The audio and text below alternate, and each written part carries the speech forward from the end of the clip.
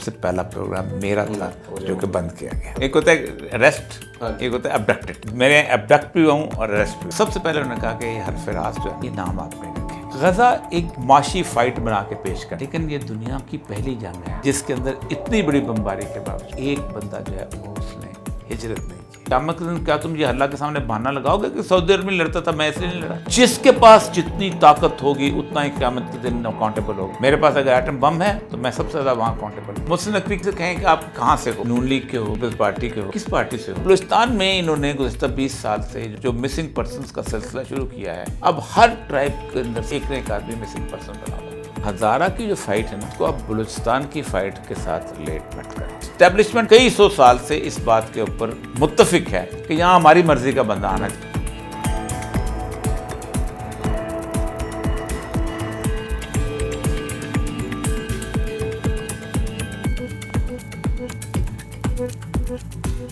السلام علیکم. پروگرام حرف راز دیکھنے کا شکریہ. پروگرام حرف راز کی پہچان ہمیشہ سے اوریہ مقبول جان رہے ہیں. اوریہ مقبول جان یہ پروگرام مین سٹریم میڈیا پر کئی سالوں سے کرتے آ رہے تھے, لیکن یہ سلسلہ جون 2022 کو منقطع ہو گیا تھا. اس کے بعد یہ سلسلہ سوشل میڈیا پر چلتا رہا, لیکن 13 مئی 2023 کو اوریہ مقبول جان صاحب کی گرفتاری کے بعد یہ سلسلہ منقطع ہو گیا تھا. آج یہ سلسلہ ہم پھر ایک دفعہ شروع کرنے جا رہے ہیں. اس سلسلے کو مجھ سے قبل میزبانی کے طور پر اویس اقبال صاحب, جمیل فاروقی صاحب اور محمد عثمان صاحب مین سٹریم میڈیا پر فرائض انجام کرتے رہے تھے. لیکن اس کے بعد یہ سلسلہ سوشل میڈیا پر آیا تو اسماعیل قاسم صاحب اس پروگرام کی میزبانی کرتے رہے تھے. آج میں محمد عمر بشیر اس پروگرام کی میزبانی کے فرائض سر انجام دوں گا, اور ہمیشہ کی طرح میرے ساتھ اور آپ کے ساتھ ہوں گے اوریہ مقبول جان صاحب. السلام علیکم سر. وعلیکم السلام ورحمۃ اللہ. سر, ایک طویل عرصہ آپ نے مین سٹریم میڈیا پر ڈیفرنٹ چینلز پر پروگرام کیے, اور پھر 22 جون 2022 کو یہ سلسلہ ختم ہو گیا. اس عرصے کے دوران آپ گرفتار بھی ہوئے, بلکہ 2 دفعہ آپ کی گرفتاری ہوئی. پہلی دفعہ ہوا تھا کہ جس وقت وہ میں اسے کہتے ہیں نا گرفتار نہیں ہوا تھا, غائب ہو گیا تھا. ٹھیک, مطلب کسی کو نہیں پتا تھا کہ اوریہ مقبول جان صاحب. ایک ہوتا ہے ریسٹ, ایک ہوتا ہے ابڈکٹڈ. تو میں نے ابڈکٹ بھی ہوں اور ریسٹ بھی ہوں. اور اس کے بعد پھر دوبارہ آپ کی ایک دفعہ گرفتاری ہوئی, اور وہ ایک بڑے لمبے عرصے کے لیے 3 ماہ کے لیے. اور یہ سب اس سارے عرصے میں کیا سوچیں تھیں آپ کے ذہن میں؟ دیکھیں, پاکستان میں جو مین سٹریم میڈیا ہے یہ مشرف صاحب کا تحفہ تھا. ٹھیک ہے. میں اکثر لوگوں سے کہا کرتا تھا جو بڑے بڑے چیمپئن بنتے تھے صحافی, ہم نے یہ چھین کر یہ آزادی حاصل کی. ٹھیک ہے. ہماری 75 سالہ جدوجہد ہے, کوئی دیکھیں گے کون ہم سے واپس لیتا ہے. اور یہ وہ لوگ تھے جن کو 25 لاکھ 30 لاکھ 35 لاکھ 50 لاکھ تنخواہیں ملتی تھی. اور میں نے کہتا تھا کہ یہ تم لوگوں نے جو آسائش قبول کر لی ہے, یہ سب سے پہلے آپ کی ریزسٹنس جو ہے اس کے راستے میں رکاوٹ بنے گی. ہوا یہی کہ جب انہوں نے اس کو ختم کرنا تھا تو انہوں نے کسی صحافی سے نہیں پوچھا. ٹھیک ہے. کہ تم کیا کر رہے ہو, کیسا پروگرام کر رہے ہو, کیوں کر رہے ہو, کس کے مخالف ہو, انہوں نے مالکان کو بلایا, 3 منٹ مختصر میٹنگ کی. فقط 3 منٹ. فقط 1.5 منٹ کے اندر اپنا اندیا بتایا, اور اس کے بعد پورے کا پورا آزادی کا تاج محل دھڑام سے ایسے گر گیا, زبان بند ہو گئی. اور وہ لوگ جو کہ اس قابل تھے کہ انہیں کان سے پکڑ کے نکال دیا جائے, ان کو نکال دیا گیا, جن سے سب سے پہلا پروگرام میرا تھا جو کہ بند کیا گیا. تو مجھے انہوں نے کان سے پکڑ کے نکال دیا. ٹھیک ہے. اس کے بعد میں نے سوشل میڈیا شروع کر لیا, اور اس کے بعد پھر دوبارہ تھوڑی سی حالات ایسے لگا جیسے ان کو کچھ بہتر ہو جائے. تو پھر انہوں نے, میں 92 میں جب دوبارہ گیا, کیونکہ میں کالم لکھتا تھا وہاں, تو سب سے پہلے انہوں نے کہا کہ یہ حرف راز جو ہے نا یہ نام آپ نہیں رکھیں گے. صحیح ہے. کیونکہ اس کے ساتھ پتہ نہیں کیا ان کو چڑ تھی, پہچان. اور دوسرا یہ ہے کہ آپ اکیلے نہیں ہوں گے. تو میرے ساتھ انہوں نے ہلالی صاحب, ظفر ہلالی صاحب رکھ, اور پروگرام کا نام راز و نیاز رکھا. پھر وہ راز و نیاز بھی لوگوں کو اچھا نہیں لگا, اور پھر 13 مئی کو میں اٹھا لیا گیا, اور میرا کالم بھی بند ہو گیا جو میں گزشتہ تقریباً 22 سال سے لکھ رہا تھا, اور میرا پروگرام بھی بند ہو گیا. تو آج ہم دوبارہ اس صورتحال میں اللہ تعالیٰ آپ کو हिम्मत दे, ताकत दे, कुव्वत दे, इस्तकामत दे। इंशाल्लाह सर हमारी कोशिश दोबारा होगी शुरू कर। कि इसी तरह आवाम के सामने सच क्योंकि रखा उससे पहले मैं इंडिविजुअल टॉक करता था, जी लेकिन इस तरह की जो गुफ्तगू होती है उससे बहुत सारी चीज़ें मज़ीद जी। खुल के आ सकती हैं। और मेरा जैसा बंदा अपने आप को अक्ल कुल नहीं समझता, वो भी किसी के सामने जवाबदेह होता है। बिल्कुल ऐसी ही है, लेकिन ये इल्म की बुनियाद पर औरिया साहब जी, हमें जी। बड़ी कोशिश होती है कि जी बस। इश्यूज़ को अंडरस्टैंड किया जाए और उनके ऊपर डिस्कशन और डिबेट होनी चाहिए ताकि उनके ऊपर कोई रहनुमाई मिल सके। और ये सब आज हम 3 चीज़ों के ऊपर डिस्कस करने जा रहे हैं। सबसे पहले तो ये कि पाकिस्तान को जो इंटरनल चैलेंजेस हैं, स्पेसिफिकली बलूचिस्तान के हवाले से हम बात करेंगे कि बलूचिस्तान की इस वक्त वर्स और डिटेरियोरेटिंग होती सिचुएशन को कैसे अंडरस्टैंड किया जाए, उसके प्रॉब्लम्स क्या हैं और उनको कैसे एड्रेस करना है। And then will move to international affairs, specifically Trump के आने के बाद जो टैरिफ की एक पॉलिसी स्टार्ट हुई अमेरिका की तरफ से, उसके बाद पूरी दुनिया में यूं समझा जा रहा है, इवन आईएमएफ ने स्टेटमेंट दे दी है कि इन टैरिफ के बाद दुनिया में एक इकोनॉमिक वॉर स्टार्ट हो सकती है जिसके नताइज दुनिया को भुगतने पड़ेंगे और वो दुनिया को डिस्टर्ब भी कर सकते हैं। फिर सर हम पाकिस्तान की पॉलिटिक्स पे भी कुछ चीज़ें डिस्कस करेंगे कि इस वक्त सिचुएशन क्या है।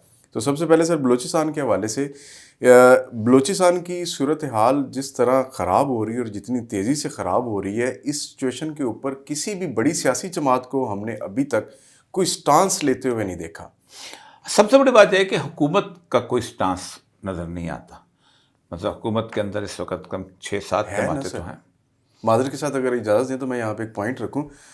मोहसिन नकवी साहब कहते थे कि एक इंस्पेक्टर या थाने के एसएचओ की मार है। हाँ, मोहसिन नकवी सियासी पार्टी नहीं है ना। मोहसिन नकवी किसी सियासी, मतलब उनसे कहें कि आप कहाँ से हो, नून लीग के हो, पीपल्स पार्टी के हो, किस पार्टी से हो, तो वो एक आदमी जो था वो बिन बुलाए एक शादी में चला गया। तो पकड़ लिया, उन्होंने कहा कि तुम लड़के वालों की तरफ से हो। उसने कहा नहीं, तुम लड़की वालों की तरफ से। उन्होंने कहा नहीं। तो फिर तुम हो क्या? तो उसने कहा मैं बस आ गया हूँ, अब ये शादी मेरी है। मोहसिन नकवी की मैं देखिए, नून लीग का क्या स्टैंस है बलूचिस्तान के बारे में, ठीक है, पीपल्स पार्टी का क्या स्टैंस है बलूचिस्तान, पीपल्स पार्टी का वज़ीर आला है वहाँ पर, लेकिन वो वज़ीर आला जो है वो पीपल्स पार्टी से बिल्कुल मुख्तलिफ एक सोच रखता है और उस वज़ीर आला की बैकग्राउंड भी और तरह की है।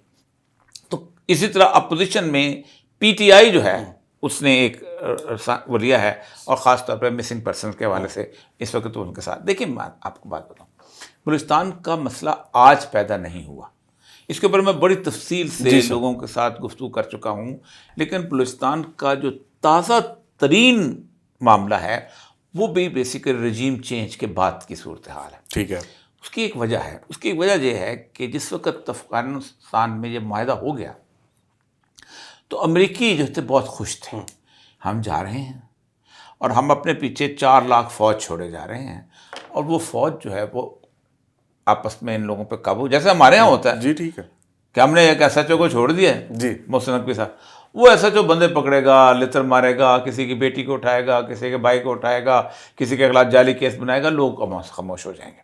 मेरे ख्याल उनके ज़हन में 9 मई की तरह पॉलिटिकल एक सिचुएशन थी कि उसको ऐसे ही हैंडल किया जा सकता है। वो नहीं, उनके नज़दीक ये था कि 9 मई से भी ज़्यादा मुख्तलिफ, वो बेसिकली ब्रिटिश स्टाइल की चाहते थे। अब बरतानिया की जो फ़ौज थी वो बरसगीर पाको हिंद के अंदर बड़ी मुश्किलों से उन्होंने इकट्ठी की थी, और 1757 में सबसे पहले बंगाल के अंदर उन्होंने बंगाल रेजिमेंट रेज की, ठीक है, और उसको वो कहते थे हिंदू आर्मी। ठीक है, ठीक, और बाकायदा लिखा। उसके बाद उन्होंने फिर पाकिस्तान से उन्होंने एक बड़ा बताया था कि उन्होंने ये बता दिया था कि चकवाल से जो फ़ौजी आता है, झेलम से जो फ़ौजी आता है, मद्रास से जो फ़ौजी आता है, वो बहुत मुख्तलिफ है इन आम सिविलियन से। वो कपड़े अच्छे पहनता है, उसके घर खाना अच्छा होता है, ये सारे लोग कद्दू काट वाला है। और दूसरा जैसा कि ट्रेडिशनल, मैंने कहा था कि अफ़गान फ़ौज यहाँ काम नहीं कर सकेगी। उनका भरोसा था कि यहाँ जूतियों में दाल बटेगी, लड़ाई चलेगी, हम पीछे। वो 4 लाख फ़ौज जो थी वो बाइडन साहब जिसके बारे में रो पड़े थे कि the best possible equipment one can have they had, the best possible intelligence support one can have they had, the best possible equipment one can have they had, लेकिन ख़त्म। इसलिए कि एक उज़्बेक अगर ताजिक को मारेगा तो ताजिक की पूरी बरादरी उससे बदला लेगी। बिल्कुल, एक दुरानी अगर किरज़ई को मारेगा तो पूरी बरादरी वो ख़त्म हो। अब अल्टरनेटिव क्या था कि पाकिस्तान को ان سے لڑایا جائے، ڈیسٹیبلائز کیا جائے. اور پاکستان کو ڈیسٹیبلائز کرنے کے 2 صوبے ہیں، بلوچستان اور ایک خیبر پختونخوا. بلوچستان کے اندر تقریباً طویل عرصے سے ایک انسرجنسی چلی آ رہی تھی، چائنا بھی، باقی چیزوں کو، اور اس کے اندر بلوچ جو تھے وہ جو ہمارے لوگ تھے نا، جو ہمارے جو BLA والے، ان کو پیٹرنیج بھی شامل ہو، کیونکہ بات ہے ان کی ساری لیڈرشپ تو انگلینڈ میں بیٹھی ہوئی، اسی لیے انہوں نے اس کو زیادہ آگے بڑھانے کو، ہمارے لوگ بھی تھے بجائے اس کو راضی کرتے، انہوں نے اس کو ایک اپوننٹ کے طور پہ لیا. اور آج بلوچستان کا مسئلہ اس سطح پہ آ چکا ہوا ہے کہ آپ بلوچستان کے پورے صوبے کے اندر کسی بھی جگہ فری موومنٹ آپ کی نہیں ہے. تو یہ ایسا خوفناک سینیریو ہے کہ جس خوفناک سینیریو کے اندر ہیلی کاپٹروں سے، ڈرون سے، F-16 سے، ایریل قسم کی نگرانی سے آپ صوبہ نہیں چلا سکتے. اب آپ یہ کہہ رہے ہیں کہ جی مسلم لیگ نون، پاکستان پیپلز پارٹی اور دیگر سیاسی جماعتیں، ایون ان کا تعلق بلوچستان سے بھی ہے، ماں سوائے ایک جماعت کی پاکستان تحریک انصاف ہے جو بنیادی طور پہ، یا بلوچستان کی جماعتیں، بلوچستان کے BNP ہے، جماعت اسلامی کے ہدایت الرحمان، جماعت اسلامی کے بھی ہدایت الرحمان، ہاں جی، صرف وہ فیکٹر ہے گوادر وہ ان کی اپنی ایک اینٹی ہے، ان کو بھی جماعت اسلامی کے اندر ایک بڑا مزدار معاملہ ہے کہ جماعت اسلامی جو ہے ابھرتی ہوئی قیادت کو بھی پسند نہیں کرتی. ان کا ایک لفظ ہے طاعت، سمع اور طاعت کا مقام. تو امیر کے مقابلے میں کسی اور کی شخصیت نہیں ہونی چاہیے، تو اس لیے ہدایت الرحمان بیچارہ غریب مسکین آدمی ہے، تو وہ لوکل اس کے. لیکن ایون پشتون ہو یا بلوچ، سوائے اس لیڈرشپ کے جسے جتایا گیا 2018 میں بھی، 2022 میں، 23 میں بھی، ابھی 24 کے الیکشن میں، 2024 کے بھی، اس سے پہلے بھی اس طرح کی لیڈرشپ جو ہے نا، یہ کو 2-3 الیکشن سے آئی ہے، یہ اکبر بگٹی کے بعد 2008. اب اس کے اندر یہ جو سیاسی یتیم ہے نا، ان سے حکومتیں نہیں چلتی ہوتے، جن کو آپ خود سپاہی دے کے پروٹیکٹ کریں، جو آپ کے سپاہیوں کے بنیاد کے اوپر ڈیرا بگٹی جائیں یا باقی اکیلے نہیں جا سکتے. لیڈرشپ وہ ہوتا ہے کہ جو بغیر کسی گن مین کے اپنے علاقے میں گھوم سکتا. اختر مینگل ہے، اس کو آج وہ گھوم سکتا ہے، اس طرح محمود خان چکدئی وہ گھوم سکتا ہے، نواب اکبر بگٹی گھوم سکتا تھا، نواب خیر بخش مری گھوم سکتا تھا، عطا اللہ مینگل گھوم سکتا تھا. لیکن یہ جتنے بھی لوگ جو ہیں جن کو ہم بنا کے بٹھاتے ہیں، یہ اپنے علاقے میں نہیں گھوم سکتے. سر آپ بلوچستان میں رہے ہیں، کتنے ٹرائبز ہیں؟ اراؤنڈ 70 ہوں گے؟ نہیں بہت زیادہ، بہت. دیکھیں بلوچستان میں بنیادی طور پر 7 تو نواب ہیں، ٹھیک ہے، جو اصل مین ہے. نواب مری ہے، نواب بگٹی ہے، نواب مکسی ہے، نواب شوانی ہے، نواب ریسانی ہے، اس طرح اپنا 6 یہ ہیں بلوچوں کے نواب ہیں، اور ایک نواب جو ہے وہ ہے پشتونوں کا، وہ نواب چوکزئی ہے. اس کے بعد آگے پھر بہت چھوٹے سردار آتے ہیں، پھر ٹکری آتے ہیں، پھر اس کے بعد اب دیکھیں نا ہوا کیا ہے بلوچستان کا المیہ کیا ہے. بلوچستان میں ایک چھوٹا یونٹ جو ہوتا ہے نا کسی اس کا ٹائپ کا، وہ ہوتا ہے ٹکری کے نیچے، وہ 200-250 لوگ ہوتے ہیں. اب بلوچستان میں انہوں نے گزشتہ 20 سال سے جو 2006 آنورڈ جو مسنگ پرسنس کا سلسلہ شروع کیا ہے، اب ہر ٹرائب کے اندر سے ایک نہ ایک آدمی جو ہے، ہر ٹکری کے پاس ایک نہ ایک آدمی مسنگ پرسن بنا ہوا ہے. اب وہ کہتے ہیں وہاں چلے گئے، وہ کہتے ہیں یہاں چلے گئے، کسی نے مسئلہ حل کرنے کی کوشش نہیں کی. کوئی کھڑے ہو کے یہ نہیں کہتا کہ میرے پاس ایک بھی نہیں ہے. آپ ٹھیک ہے، کسی وزیر اعظم کی بات سن لیں، کسی انتظامیہ کے سربراہ کی بات سن لیں، انوار اللہ کاکڑ ان کا خاص آدمی تھا، اس کی بات سن لیں، نہیں. اصل میں کچھ لوگ وہاں چلے گئے، اصل میں وہ چلے گئے. آپ کے پاس کتنے ہیں ان کو کوئی نہیں بتاتا، ان کو عدالتوں میں نہیں. یہی وجہ ہے کہ جس کی وجہ سے بلوچستان کے اندر ایک اوور آل فضا ایسی بن گئی ہے جس میں آپ کو اپنی بات کرنا مشکل ہو گئی. سر ایک لاسٹ اور کوئی اسی کے اوپر آپ سے سوال اور اس کا جواب بھی، کہ ایک نریٹو ہے جو اسٹیٹ کا ہے اور ایک نریٹو ہے جو پولیٹیکل پارٹیز یوٹیلائز کرتی ہیں ڈیورنگ دا پولیٹیکل کیمپین، وہ دونوں ڈفرینٹ ہیں. اس کی ایگزامپل میں آپ کو یہ دینا چاہوں گا کہ عمران خان صاحب کے دور میں جب وہاں پہ کچھ ہزارہ کے لوگ مارے گئے تھے، تو عمران خان صاحب نے کہا تھا کہ مجھے بلیک میل نہ کریں، میں نہیں جاؤں گا، آپ ختم کریں، پھر آ کے ملتے ہیں، بات کرتے ہیں، اس چیز کو حل کرتے ہیں مسئلہ. اس وقت بھی ایک یوں لگ رہا تھا جیسے کہ اسٹیٹ کا نریٹو ہے، اب بھی سیم نریٹو یہی چل رہا ہے. دیکھیں ہزارہ کی جو فائٹ ہے نا، اس کو آپ بلوچستان کی فائٹ کے ساتھ ریلیٹ مت کریں. ہزارہ بنیادی طور پر ان کی بنیادی فائٹ ہے وہ ہے افغانستان میں، ٹھیک ہے، اور وہ ہزارہ جات کے اندر ان کی پرانی فائٹ آج سے 200-300 سال پرانی چلی آ رہی، امیر عبد الرحمن کے زمانے کی فائٹ ہے، اور وہ شیعہ سنی فائٹ بھی ہے، کیونکہ ظاہر بات ہے ہزاروں کے خلاف انہوں نے کہا کہ یہ شیعہ ہیں تو پیچھے پڑ جاؤ، اور ان کو محدود کر لیا، اور ان کو بہت خوفناک طریقے سے بڑا ظلم کے اندر ان کو رکھا گیا۔ اب بیچ میں جب افغانستان میں طالبان کی حکومت آئی تو ہزاروں کو سپورٹ کرنا شروع کر دیا ایران نے اور انڈیا نے، اور احمد شاہ مسعود کے بیس بن گیا وہاں پر تاجکستان، وہ اب لڑتے تھے، یہاں آتے تھے، یہ صورتحال ہوتی تھی۔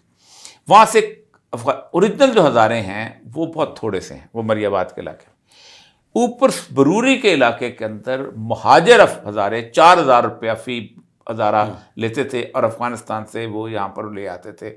میں نے خود اپنے سامنے آنکھوں کے سامنے بارڈر میں ان کو یہاں آتے دیکھا ہے، ان کی ایک بہت بڑی آبادی وہاں پر بن کے، ٹھیک ہے، وہ وہاں پر لڑائی ہوتی تھی، اس کا ایفیکٹ یہاں ہوتا تھا، یہاں سے لڑائی ہوتی تھی، اس کا ایفیکٹ وہاں پر ہوتا تھا۔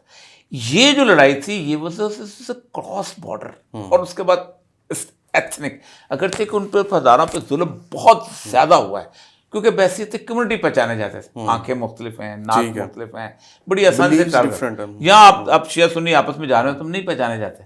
تو ایک جو شیعہ سنی فائٹ تھی، پھر اس کے اندر میں نہیں نام لینا چاہتا جن لوگوں کو اسٹیبلش کیا گیا تھا بحیثیت سنی اگینسٹ ہزارہ، اور پھر ایرانی ریولوشن کے خلاف، وہ بڑے کمپلیکس، وہ بلوچستان کے اندر ہزارے جو ہیں 0.0001% بھی نہیں ہیں ایکچولی جو ہزارے ہیں، وہ بھی کوئٹہ شہر کے صرف 2 محلوں تک محدود ہیں، ان کا کوئی باقی اوور آل سینیریو کے ساتھ کوئی تعلق نہیں۔ وہ جو اس وقت صورتحال تھی، اس کو آپ کو پتہ ہے کہ جب وہ ان کو عمران خان نے کہا کہ مجھے بلیک میل نہ کریں، جو بندے وہاں پر مارے گئے تھے، جن کی لاشیں رکھ کے بیٹھے ہوئے تھے، ان میں 4 بندوں کو دفن کرنے کے لیے افغانستان لے کے گئے تھے۔ جی سر، ایسی ہے، تو اس کا مطلب یہ وہ آپ کی فائٹ نہیں تھی۔ جی ایگزیکٹلی یہی کہ اس پہ اسٹیٹ کی پالیسی ہے، باقی جماعتیں بدلتی رہتی ہیں، وہ آج کی نہیں ہے، وہ جب بھی 1850s یا 70s کے اندر جب بلوچستان انیکس ہوا ہے رابرٹ سنڈیمن میں، تو اس کو انہوں نے ایک اسٹریٹجک ایریا قرار دے دیا تھا۔ صحیح، it has never been a province سے بنا ہے 1970 کے شروع میں، جب جاجا خان نے 1 یونٹ توڑا ہے تو اس پروونس کا، اس سے پہلے ایک AGG ہوتا تھا، اور وہاں پر ایک جرگا ہوتا تھا، وہ یہی کام کرتا۔ اس لیے اسٹیبلشمنٹ ہماری پوری کی پوری کئی 100 سال سے اس بات کے اوپر متفق ہے کہ یہاں ہماری مرضی کا بندہ آنا چاہیے، اس لیے وہ لانے کی کوشش میں انہوں نے بلوچستان تباہ کر دیا۔ سر آگے چلتے ہیں ابھی انٹرنیشنل افیئرز کے اوپر، کہ پاکستان کی صورتحال، اندرونی داخلی صورتحال جو ہے وہ خارجی صورتحال سے بھی جڑی ہوئی ہے، اور ڈونلڈ ٹرمپ کے آنے کے بعد ٹیرف جس طرح لگائے گئے ہیں پاکستان کے اوپر، چائنا کے اوپر اور باقی دنیا کے اوپر، ساری دنیا اس ٹائم اس کا آرڈر ہی چینج ہو چکا ہوا ہے، اور کچھ لوگ یہ کہتے ہیں کہ جی ڈونلڈ ٹرمپ کے آنے کے بعد امریکہ کا زوال شروع ہو جائے گا۔ اب یہ امریکہ کا زوال ہوگا یا ڈونلڈ ٹرمپ کا، یہ آپ بتائیں گے، چونکہ جب سے ڈونلڈ ٹرمپ نے ٹیرف لگائے ہیں، کینیڈا اور اس کے دوست ممالک جس طرح وہ سارے امریکہ کے خلاف ہو گئے، انہوں نے بھی جوابی ٹیرف لگانے شروع کر دیے ہیں، اور بلکہ ابھی ہم بیٹھے ہوئے ڈسکس کر رہے تھے تو الاسکا کے روٹ کے اوپر بھی انہوں نے ٹیکس لگا دیا گیا، 25%، اور یہ وہ روٹ ہے جو امریکہ نے World War II کے اندر بڑا، جی الاسکا کو انہوں نے رشیا سے خریدا تھا، جی کیونکہ ان کے پاس ہے، اور الاسکا کے اندر وہ انہوں نے، کیونکہ اور رشیا کے ساتھ ان کا بارڈر ملتا ہے وہاں پر آگے، تو وہ سیاٹل کے راستے سے۔ لیکن میں آپ کو ایک بات بتاؤں، 2 تھیوریز ہیں، اور دونوں کا اپنے اپنے ورتھ ہیں سپورٹ کے۔ ایک تھیوری ہے جو کہ جو پیش کرتے ہیں، ٹھیک ہے، اور جوز نے ٹرمپ کے آنے سے پہلے کتابیں لکھی ہیں 2، جن میں انہوں نے کہا ہے کہ ٹرمپ جو ہے ہی از اینٹی کرائسٹ، ان کا جو یہ دجال ہے ہمارا، اور وہ کہتے ہیں کہ ہمارا جو مسایہ آنا ہے وہاں پر، جس نے عالمی حکومت قائم کرنی ہے، اس کا مقابلہ ہی امریکہ سے ہونا ہے، امریکہ کی طاقتور اسٹیٹ کو ہم نے ختم کرنا ہے۔ یہی وجہ ہے کہ ٹرمپ پہلا صدر ہے جس کو جیوز نے ووٹ نہیں دیا، صرف 22% یہودیوں نے ووٹ دیا ہے، اور یہ وہ یہودی ہیں کہ جو اس بات پہ بلیف رکھتے ہیں کہ ہم نے کوئی یروشلم میں عالمی حکومت قائم نہیں کرنی، جب اللہ قائم کر دے گا ہم بھی چلے گا، جدوجہد کرنے کی ضرورت نہیں ہے۔ ٹھیک ہے، وہ بروکلن میں بیٹھے ہوئے ہیں، ان کا لباس، وضاقت، زندگی گزارنے کا ڈھنگ، سب کچھ ان زائنسٹ یہودیوں سے لیتا ہے، ڈفرینٹ، انہوں نے صرف ووٹ دیے ہیں 22%۔ انہوں نے غزہ کے اوپر باقاعدہ جلوس نکالا تھا، ناٹ ان آر نیم، ہمارے نام پہ یہ ظلم مت کرو۔ دوسرا، جو منی جو ہے پہلی دفعہ استعمال نہیں ہوئے، ٹرمپ کو ایلن مسک کے سپورٹ، ہر الیکشن میں جوش لابی، ہمیشہ یہ دو ہوتے تھے، جو میڈیا اینڈ جو منی۔ اس لیے وہ کہتے ہیں کہ ٹرمپ جو ہے یہ بیسیکلی ہمارے خلاف کھڑا ہوگا اور ہم پاور شفٹ کریں گے اسرائیل میں۔ سارے فائنینسز ان کے پاس ہیں، ٹھیک ہے، انہوں نے وال اسٹریٹ کے بینکوں کو تالا لگانا ہے اور جا کے تل ابیب میں کمپیوٹر کھول لینا ہے، تو سب دکان شفٹ ہوگی، شفٹ ہوگی نا۔ وہ اب لیجر تو نہیں رہ گئے نا کہ اب بینک جو ابھی بینک کے لیجر ادھر سے ادھر جا رہے ہیں اور انہوں نے پی این سے اٹھائے ہوئے ہیں سب کچھ نا، اب تو کمپیوٹر کھولنا ہے، بالکل سیٹلائٹ بل۔ دوسرا، اسلحے کے حساب سے اسرائیل کی برتری ہے، ٹھیک ہے، 18 ارب ڈالر سال کا اسلحہ اس وقت بیچ رہا ہے، جو کہ دنیا کا سب سے بڑا اسلحہ فروش ملک ہے۔ صحیح ہے، ماڈرن دور جو ہے، آئندہ آنے والا دور جو ہے، اس کی لڑائی ڈرونز کی ہے۔ بالکل ایسے ہے، دنیا کے 88% ڈرون جو ہے وہ اسرائیل بنا رہا ہے۔ اسرائیل کے اندر 2 سلیکن ویلیز پہنچ گئی ہیں۔ اس وقت دنیا کی ہر بڑی ملٹی نیشنل کمپنی کا ایک ہیڈ کوارٹر جو ہے وہ تل ابیب میں بھی موجود ہے۔ ٹھیک ہے، ایک تو یہ تھیوری ہے کہ کیونکہ عالمی حکومت اگر قائم ہونی ہے تو پاور شفٹ ہو رہی ہے، آپ کا سائز بڑا ہونا چاہیے، ٹھیک ہے، یا دنیا کا سائز چھوٹا ہونا چاہیے۔ بالکل ایسے ہے، ٹھیک ہے، دنیا کا سائز چھوٹا کرنے کے لیے امریکہ کو ویسے ہی بنا دینا ہے جیسے روس کو بنایا۔ 1989 میں جب انہوں نے بلایا تھا ان کو، حمید گل صاحب کو، کہ آ کے برلن وال پہ، تو میں حمید گل صاحب سے کہا تھا کہ میں نے کہا پتہ کیا ہوا ہے، بڑے خوش تھے کہ وہ میں نے وہاں کو وال گرائی، میں نے کہا 2 چودھریوں کی لڑائی ہوتی تھی نا، تو جب ایک چودھری کو پکڑ کے لیتا تھا تو جوتے مارنے کے لیے وہ چمار کو بلاتے تھے تاکہ اس کی بےزتی ہو۔ انہوں نے کمیوں سے مروائے جاتے تھے، روس کو مروانے کے لیے پاکستان سے بندہ بنایا تھا کہ دیوار گلاؤ برلن کی۔ تو اس وقت آپ دیکھیں کہ رشیا نے باقاعدہ، اس کی اکانومی سب ٹھیک تھی، کھیت پہ لوگ کام کر رہے تھے، کارخانے چل رہے تھے، جہاز اڑ رہے تھے، سب کچھ، لیکن رشیا بیٹھ گیا تھا، دھڑام سے گرا دیا پوری کی پوری انٹرنیشنل فورسز نے، جیوز نے خاص طور پہ مل کے تباہ، اور رشیا جو دوبارہ آج تک اٹھ نہیں سکا۔ نہیں اٹھ سکا۔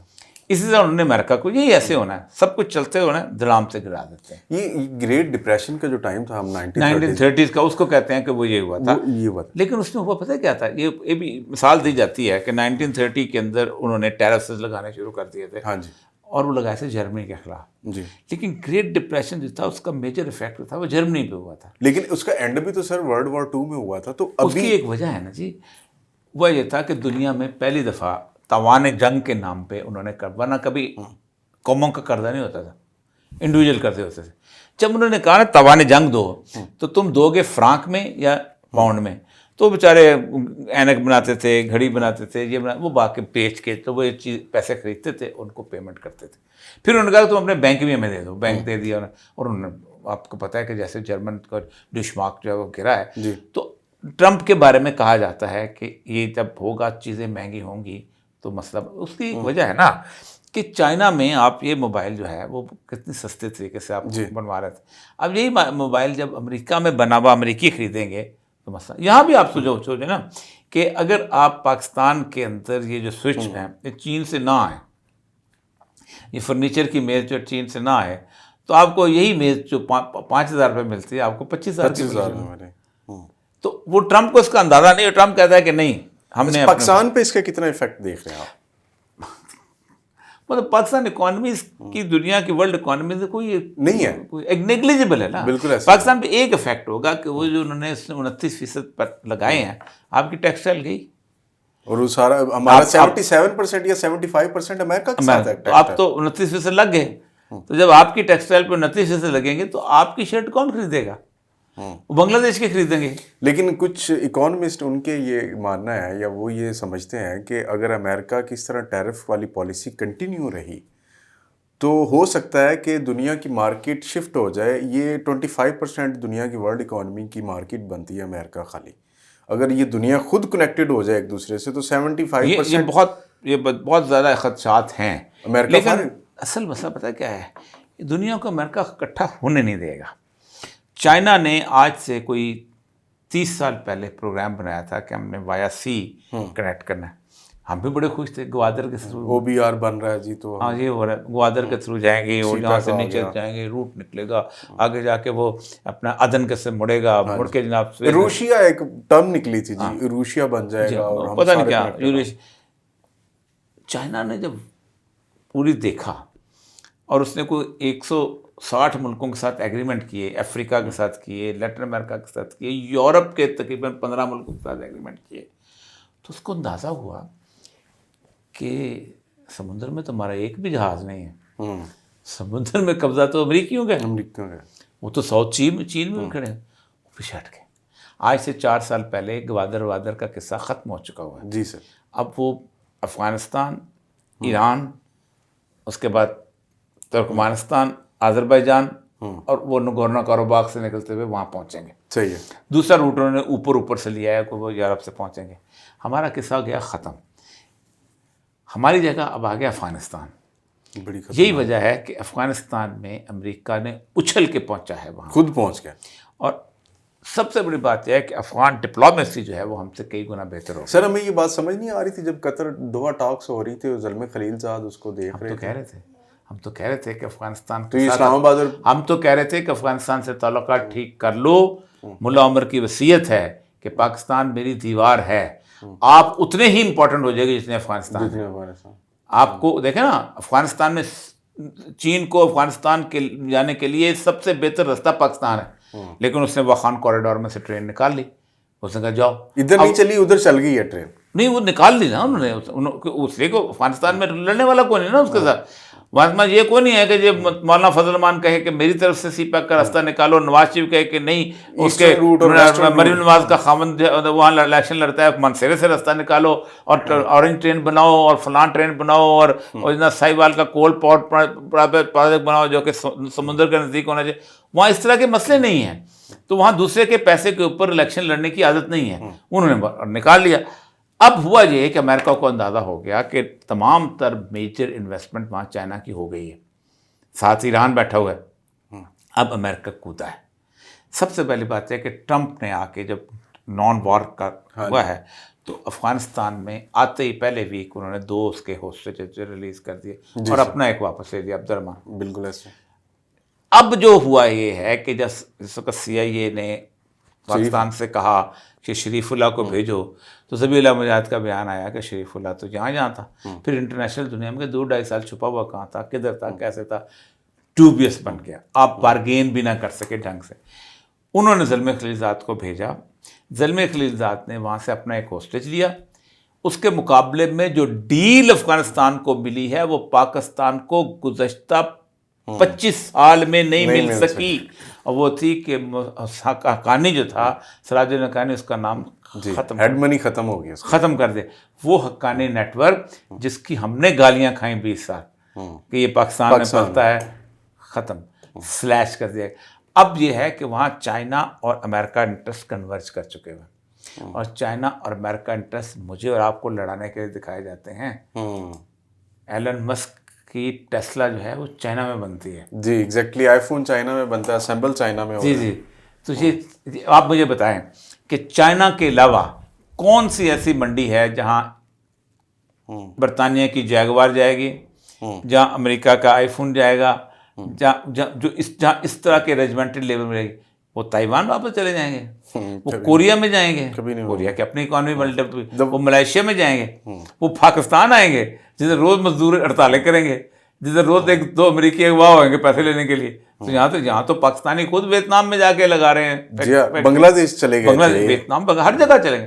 تو اصل مسئلہ یہ ہے کہ ہم نے نہ وہاں کچھ سیکھا نہ یہاں سیکھا. ہمارے حال سر بڑی لمبی ساری ابھی تو گفتگو باقی ہے لیکن ٹائم کم ہوتا جا رہا ہے، تو میرا خیال ہے آخری ایک اس کے اوپر فلسطین کے حوالے سے بھی ہم نے ذکر کیا. تو فلسطین کی صورتحال دیکھیں، غزہ کا جو مسئلہ ہے نا یہ بڑا خوفناک ہے.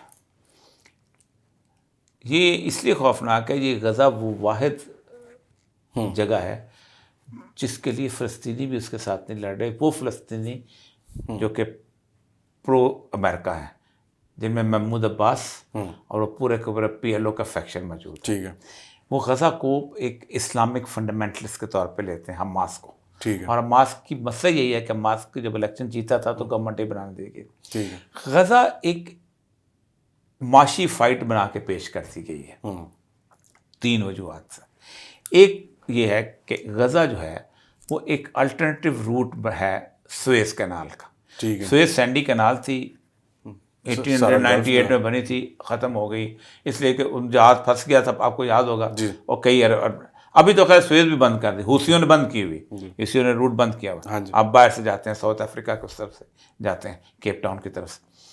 لیکن اگر کبھی چلنا ہے تو پھر اور وہ چلنا ہے, روٹ اون کرنا پڑے گا آپ کو. غزہ نہیں, غزہ سے نکالنا چاہتے ہیں وہ اس کے اندر سے. غزہ ہے جیسے ہمارے پنڈی کا اور جیلم کا چکوال کا علاقہ ہے نا, اس طرح سطح مرتفع کا علاقہ, ادھر سے وہ نکالنا چاہتے ہیں عقبہ کے کونے سے سعودی عرب کے.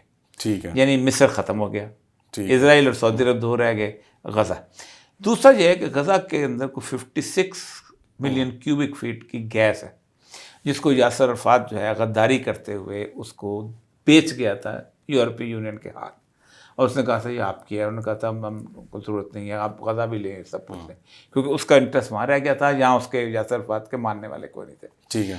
اب یورپ اگر صرف میڈیٹیرین سے ایک پائپ لائن بچھاتا ہے تو اس کے کئی سال, مطلب کم از کم 1 سینچری اس کو گیس کی ضرورت نہیں ہے روس سے خریدنے کی, نہ قطر سے خریدنے کی. اس لیے پورا یورپ خاموش ہے اور اسرائیل کو کچھ نہیں کہہ رہا کہ ان کو یہ ہے کہ پائپ ان کو اپنے انٹرسٹ. تیسرا یہ ہے کہ وہ چاہتے ہیں کہ ان کو نکال کے ہم سینائی میں ہم آباد کر دیں. لیکن یہ دنیا کی پہلی جنگ ہے, میں آپ کو بتاؤں, سلام ہے ان لوگوں کو کہ جس کے اندر اتنی بڑی بمباری کے باوجود کوئی ایک بندہ جو ہے وہ اس نے ہجرت نہیں کی. نہ اس نے مصر میں جا 60,000 کے قریب لوگ ابھی تک اپنی جانیں دے چکے ہیں.